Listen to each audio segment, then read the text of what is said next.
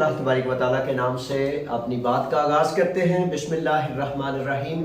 अच्छा, ऐसा है कि सबसे पहले मैं कल शाम को ही खबर आई तो बड़ा खुश हुआ, मुबारकबाद पेश करना चाहता हूँ नीली बेबसी रखने वाले अपने और भाइयों को जो तकरीबन कमोबेश 1 साल से पाकिस्तान में रुके हुए थे, फंसे हुए थे और 1 साल मुसलसल वो देख रहे थे कि क्या होगा, क्या हो सकता है, किस तरह हम अपने मजदूरी पर वापस यूनान जा सकेंगे।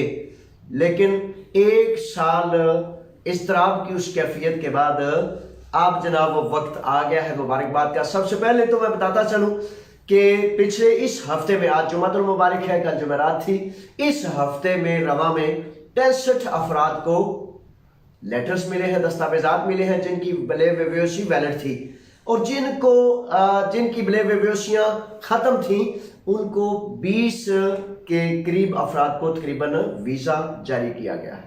यानी कि हमारे वो भाई इंशाअल्लाह बफज़ल तआला आज नहीं तो कल वापस यूनान अपने उस रोजगार पर, अपने बच्चों के रोजगार पर दोबारा वापस पहुंच जाएंगे।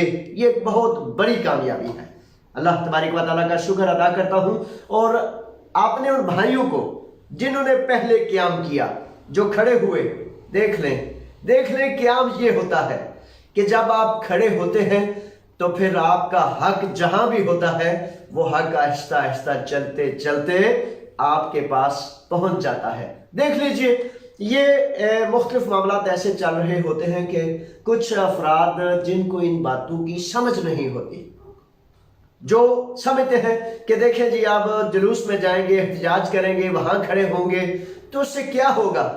सारा जमाना देख ले कि पीछे भी वो तमाम काम जो लोग कहते थे, जिसको पता नहीं होता, जो जानता नहीं, वो फिर क्या कहेगा।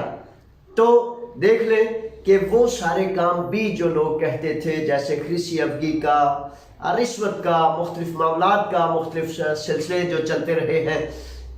कई दफ़ा ऐसे होता है ना, वो लोग कहते हैं जी ये अब यूनान है, ये प्रदेश है, ये है, तो फिर हम यहाँ क्या कर सकते हैं। मेरे बच्चों, मेरे साथियों, मेरे काबिल इज्जत शहजादों, बात ये है कि जहाँ जमहूरियत होती है, जहाँ ये लोग डेमोक्रेटिक सिस्टम्स को परवान चढ़ाते हैं, वहाँ ये समझते हैं कि बंदे की, मखलूके खुदा की आवाज़ को सुनेंगे तो फिर ये डेमोक्रेटिक सिस्टम जारी रह सकता है। अल्लाह तबारक व तआला का शुक्र अदा करते हैं कि मैंने भी इरादा किया, कोशिश की, कावश की।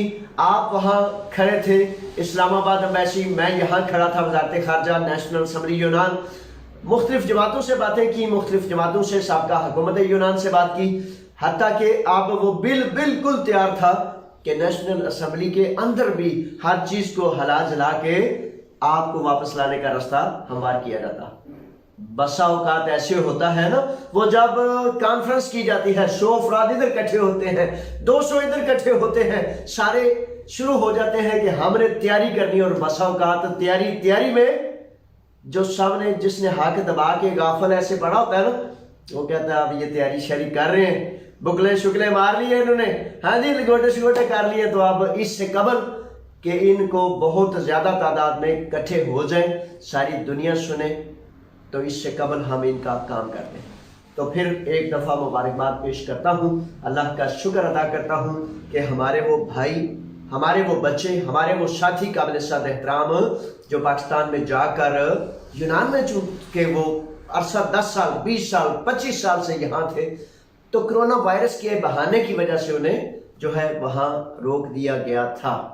क़याम किया यहाँ यूनान में, क़याम किया पाकिस्तान में, क़याम करने से जुलूसों में, जलसों में, प्रेस कॉन्फ्रेंस के सामने, मीडिया के सामने जब वो इश्तिहारात दिए तो उन्होंने कहा ये क्या है, ये ब्ले बेबसी वाले कहाँ फंस गए हैं, कहाँ रोके हैं, क्या हो गया है। तो जब हर तरफ ये बातें चली तो फिर अल्लाह का शुक्र है। और ख़ास तौर पर इस जलसे में बड़ा एक अहम मामला था, चूँकि वो लॉकडाउन है ना, तो लॉकडाउन में जब बाहर निकले ना तो वो फिर मसला बहुत ज़्यादा उजागर होता है। बड़े साथियों को तो ये समझ नहीं आ सकी ना कि लॉकडाउन में ब्ले बेबसी वालों के लिए, 7 साल कानून वालों के लिए मैं क्यों गया। इतनी रुकावटें थी, इतनी मुशक्कत थी, इतनी बंदिशें थी کیونکہ فوکس ہوتا ہے کہ بھائی یہ کوئی بڑا سنگین ایمرجنسی مسئلہ ہے جس کی وجہ سے یہ لوگ پھر بھی آگے ہیں. تو پھر اللہ کا نیلی بیوشی والوں کو خوش آمدید اور ویلکم. جو رہ گئے ہیں جلد از جلد گریک سفارتخانہ سے رابطہ کریں، چاہے ان کی بلے بیوشی ختم ہے یا ویلڈ ہے. ٹھیک ہے جی، اللہ کے حوالے. السلام علیکم، فی امان اللہ.